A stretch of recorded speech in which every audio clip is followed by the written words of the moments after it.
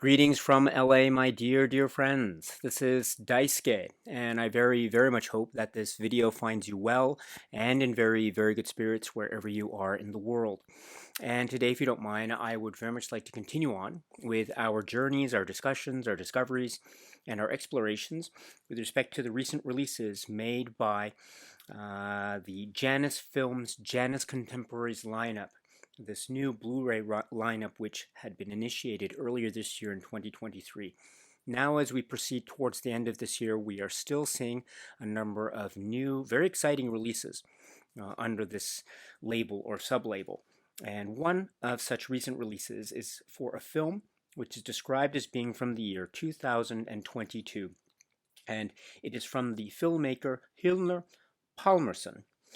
And the name of the work is, and please pardon me for my very poor pronunciation of the Icelandic language and the Danish language. I hope you can forgive me, but it is known in Icelandic as GODLAND and in Danish language as Vanskaptaland, or as it's referred to in English,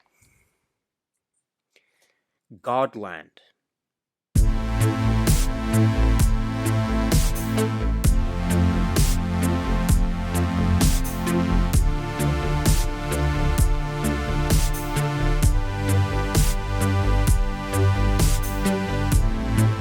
This is the work which is described as being from the year 2022 of the filmmakers Hlynur Pálmason, and it has in its cast Elliot Crosset-Hobbe as Lucas, the priest, one of the central characters of this work, and Ingvar Egger Sigurðsson and others in this incredibly phenomenal and super intense work on a lot of fronts. Which is, and once again, please pardon me for my poor pronunciation of the Icelandic language, Valaland, and also my poor pronunciation of the Danish language, Vanskaptaland, which I understand based on, I understand means perhaps something along the lines of land of deformity or deformed land. That being considered, it is known under this English title, GODLAND, Hlynur Pálmason's film GODLAND. Now, this is my first time to watch this film thanks to this great JANUS Contemporaries release, this Blu-ray release, single disc, and I have it in the player, and we have the menu here as well, and we'll talk a little bit about what this Blu-ray has in store for us. I should also say that, yes, it has been my first time to watch it, and I've watched it now a number of times since it was released, and I went out to the store to purchase this Blu-ray. And I must say that I was, and I still am, very overcome and overwhelmed by its power and its force of nature and audacity and sheer utter intensity on many levels and many fronts. Now, if I were to try to describe, or if you were to try to describe this film in terms of its plot or story structure, I think we would focus in on this priest, this young priest. And I understand this is set in the 19th century. He has been tasked with this mission by his church to travel from Denmark to Iceland. And here we already have established, as set forth in this environment and terrain in the story, the notion of language and differences in language and culture. And so he cannot speak the Icelandic language, and many of his guides that accompany him on his trek and voyage through the Iceland landscape either are limited in their fluency of the Danish language or otherwise unable to. It's not true for all the guides and all the people in his group, but that does bring with it a number of things already off the bat, namely this idea of communication, this idea of, or miscommunication, and how communication or miscommunication between cultures could, again, as augmented through a type of physically demanding journey that this is across the terrain, this vast landscape that is really testing the physical demands and really showing the limits of sort of physical fortitude because of the harshness of the terrain, the cold nature, the water, the iciness, the snow, and things being very unforgiving and sometimes even deadly and dangerous, as this trek, based on the mission of the priest Lucas and what it is he has been tasked or asked to do by his superiors in the religious establishment, that this is further augmenting this idea or notion of communication or miscommunication that may lead to either connection or connectivity, or, from a very cynical point of view, isolation, bewilderment, and perhaps even a sense of loneliness and being alone in a vast nature, even though one might be surrounded by human beings. And there, I think, forms a really strong type of paradox that finds lots of shapes and forms and intensities and fires and types of almost full-blown explosions of emotion and violence, both psychological, emotional, and indeed, yes, physical, or at least the threat thereof.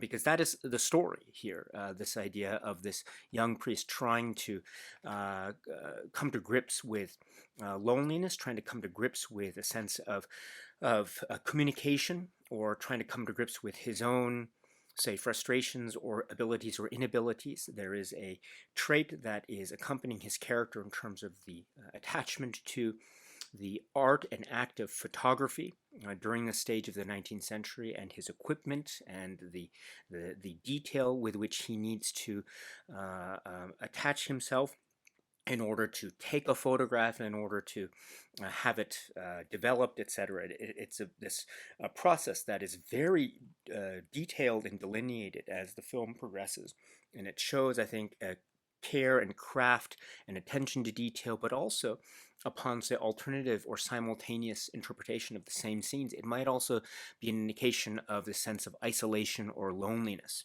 that has the potential, the risk and potential of being further exacerbated as we proceed. And that also lays the groundwork for a number of the human relationships that we see this young priest try to forge in this part of the film that's dealing with his trek, his voyage.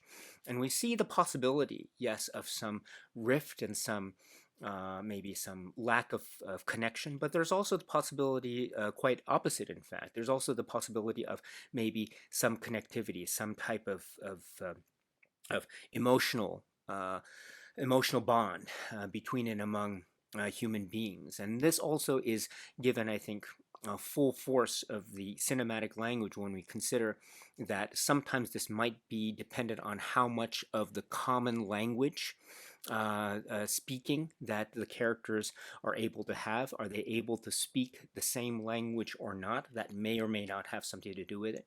There also may be aspects of a type of suppression or oppression or suppression in the sense of one's own feelings and passions, and a type of, say, feeling of a need or yearning for liberation on the one hand, but also perhaps being feeling trapped or unable to feel free, which is in many ways a kind of ultimate and very subtly expressed, or perhaps even directly expressed, type of ultimate irony that could be said to be overlaying this film, in that we have the vastness of the landscape, we have the beauty and the majesty of nature in terms of its poetic, say, transcendental harmony on the one hand, but also its unforgiving and unyielding harshness on the other. But there is a vast expanse, and there is a type of sense of the frontier that in many ways could be said to be is the ultimate expression of freedom, because there is no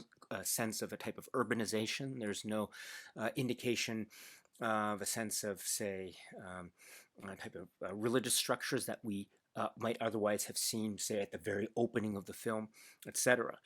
So there is, I think, inherent in that visual cue a sense of freedom and liberation.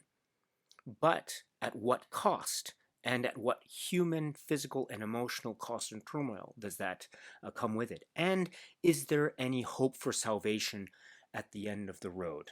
And so there's this idea too of liberation and feeling of freedom, or the yearning of freedom on the one hand, but also isolation and loneliness, and a type of feeling, a sense of being utterly bereft even in the face of supreme type of need for atonement, etc. So these and other reasons make for, I think, very challenging and very paradoxical types of interpretations of the images as we find ourselves, I think, swept along by the, as I say, the greatness and the majesty and the power of nature and the unforgiving chill of the nature, and how that in turn forms a type of psychological challenge and battle that these characters seem to be undergoing, in particular, or perhaps by example, in terms of the showcasing of this story. This young priest who is Lucas, the Elliot Crosset-Hova character. It's a powerhouse of a performance. And we have on the other side of the coin the Ingrid Sigurdsson character and the guide, who's older and perhaps of another generation, perhaps of a different walk of life, and how their bond, if you can call it that, may or may not run the risk of turning into quite a serious and potentially deadly clash indeed, set against the landscape of this unforgiving and yet beautiful and majestic terrain, the Icelandic terrain. Now, were that to be the end of the tale, that itself would be, I think, a very compelling work, and indeed that component of the film is compelling. But the film doesn't end there, because we also get, I think, a further development of the characters and their relationships as we see aspects of, again, when we were reminded of the mission or the task of this young priest to establish this new church in this part of the world, then we see that aspect, and we see more dealings with a type of society or societal structure in the form of a family or community that he encounters.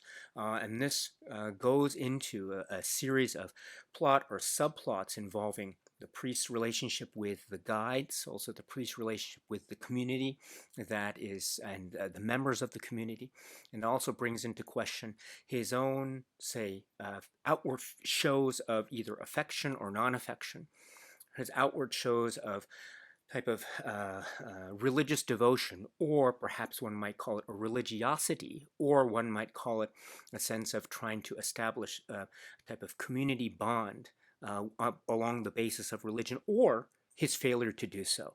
And if we see scenes of our main character's failure to create these bonds, what is the cause of that, or what are the circumstances that lead to that, and what are the ultimate outcomes? And is there any hope for a kind of salvation or a type of optimism? And these, I think, form the many bases for the intensity and the intrigue of this film. And we see the possibilities of how these characters might turn. Might they make choices that will hopefully lead them to down the road of salvation, a type of hopeful optimism, light at the end of the tunnel, or will they make choices that at the end of the day will bring them to quite an opposite end indeed, something that is very cynical, that is very cold, that is indeed as unforgiving as the landscape of nature that we have seen in terms of transformation into something hopeful, or transformation into something that leads to decay and dust and death. These and other questions, I think, are at the very heart of this film, Godland.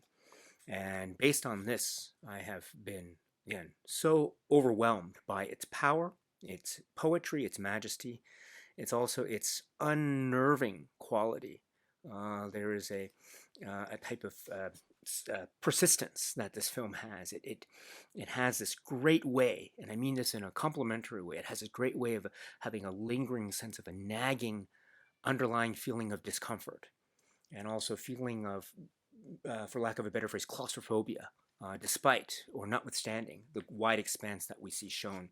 And that, I think, is a great paradoxical way of viewing this, the way that there is this great contrast between the physical landscape on the one hand and sort of psychological turmoil on the other. And the psychological turmoil could be said to be shared in one form or another by not just one character, but by many that we see.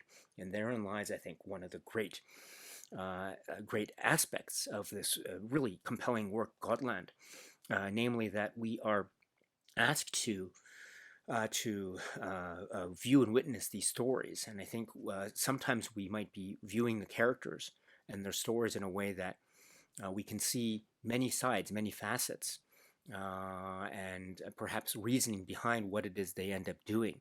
Whether we might agree with it at the end of the day or not, that's our choice and that's our feeling as a subjective viewpoint. But I think this film gives this type of myriad of perspectives, which I think shows its care and lovely way in which it handles its characters through the many performances, as I mentioned, such as Elliot Crosset-Hova, whose performance is magnificent in terms of the physical attributes and the pain that one can get a sense of through what he's experiencing. Ingvar Sigurdsson's performance too, there's a type of confidence on the one hand, almost seemingly perhaps avuncular on the one hand, but also very childlike on the other. And that naivete and innocence may get the better of him, or might be completely miscommunicated through no fault of his own, perhaps. And that type of miscommunication or communication and connection or lack thereof, I think, brings me also to another aspect that, again, I am not fluent in either language of Icelandic or Danish, but I understand that one key component is how language is handled in this film, how some characters might be able to speak one language but not the other, or maybe some characters try to interpret it using the language that is not their native language, so to speak. So there is this way in which the knowledge or lack of fluency of one language over the other might lead to a sense of further isolation or divide. Or the opposite might be true. The ability to speak languages cross-border, cross-culturally, might lead to the potential for this connection, and that potential, I think, when it arrives, is very warm. But when we see the risk of that dissolving and disintegrating, becomes very cold and shocking indeed. So when I watch this film, not being fluent in either language, I understand that the subtitling really tries to distinguish between when characters are speaking in one language and then when characters are speaking in another language. So that's why, when upon first glance, it was hard for me to keep track of it. But upon rewatch and rewatch and rewatch, it became. I didn't become more fluent in either languages. But what I am saying is that just catching the rhythm in which the subtitling, I think, was trying to indicate which language was being spoken, I found that to be a very important aspect indeed. So that becomes, I think, a great aspect that leads to another level in which this film can be interpreted, a kind of broad historical landscape value, and this is mentioned in the supplement, which is the interview with the director Pálmason, about how this film is dealing with an aspect which may not necessarily be given a lot of, say, attention on the world cinema scene, namely the relationship sort of pre-independence between Denmark and Iceland, and how this in the 19th century, and how this is I mean, there might be overtones of sort of a socio-political consciousness by virtue of the way in which cultures and a type of culture clash or culture connections are represented through the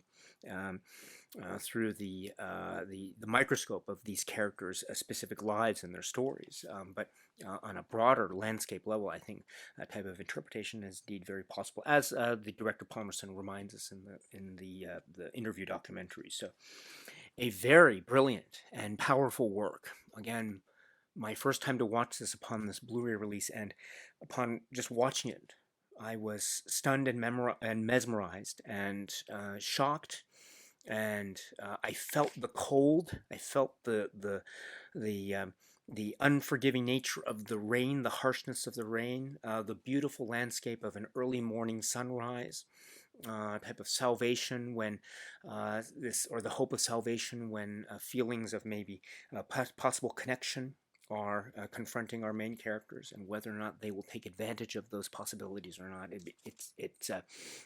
One must watch the film to find out. But for these and other reasons, I was very, very captivated and mesmerized by this work, which is the film GODLAND.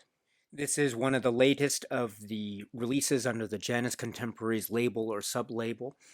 We have the Criterion Channel logo also on the back here, and this is the Blu-ray release of GODLAND, and I have it in the player here, and we have this this really interesting moment of the film, which is our main character Lucas, and the word Godland, and there's a photograph or a camera, which is a key aspect of this, which also sets up a really interesting conceit about the discovery of photographs and the capturing of moments in time, even in this the harshness and the limitations of the voyage that they and he and they are undergoing at this moment.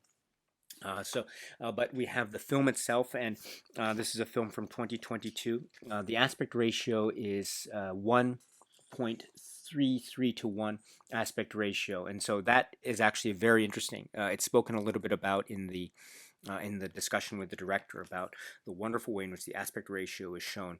There are some really interesting details about the look and feel of it too, how language is shown in terms of the title cards, etc.